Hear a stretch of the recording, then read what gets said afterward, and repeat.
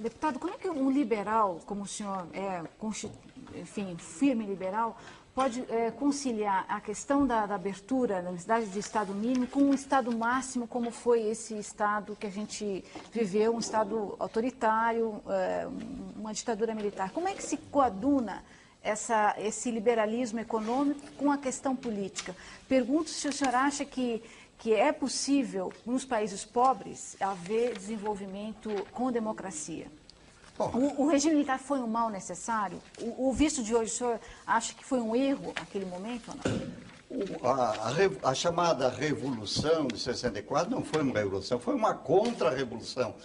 É uma ilusão dos nossos esquerdistas imaginar idilicamente que em 1964 havia uma opção entre uma democracia liberal e uma democracia social. Não existia, não. A opção entre dois autoritarismos. Seria o autoritarismo da esquerda. O Prestes dizia, nós ainda não estamos no poder, mas já estamos no governo. A opção era entre um autoritarismo de esquerda, ideológico, feroz, capaz de levar pessoas ao paredão. Só o Che Guevara matou 600 pessoas em Cuba. E ele era manso perto de Fidel Castro.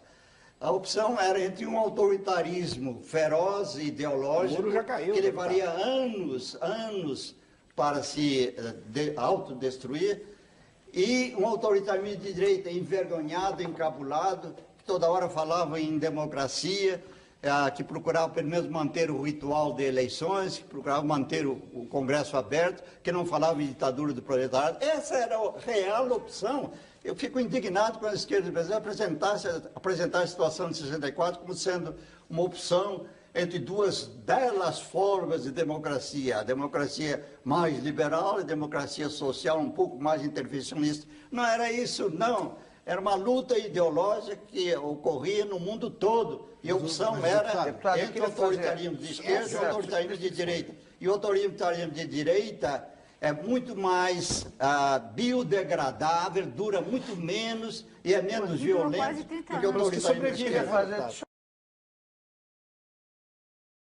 Todos os principais ex-guerrilheiros que se lançam na luta política costumam dizer que estavam lutando pela democracia.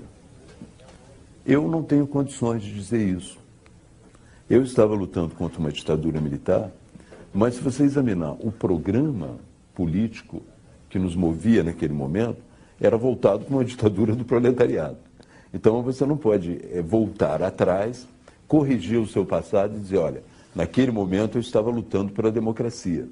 Havia muita gente lutando pela democracia no Brasil, mas não especificamente os grupos armados que tinham como programa esse processo de chegada a uma ditadura do proletariado. É a primeira grande visão do passado. Não é? É um primeiro ponto de separação do passado. Não, a luta armada naquele período não estava visando a democracia, pelo menos no seu programa. Aí já um movimento não mais estudantil, um movimento social de tomada do poder, é isso que nós queríamos, e transformação daquilo em socialismo, e que nós não éramos exatamente contra a ditadura, nós éramos contra a ditadura militar burguesa, mas nós éramos a favor da ditadura do proletariado. Isso ninguém diz, mas tem que dizer, faz parte da nossa história.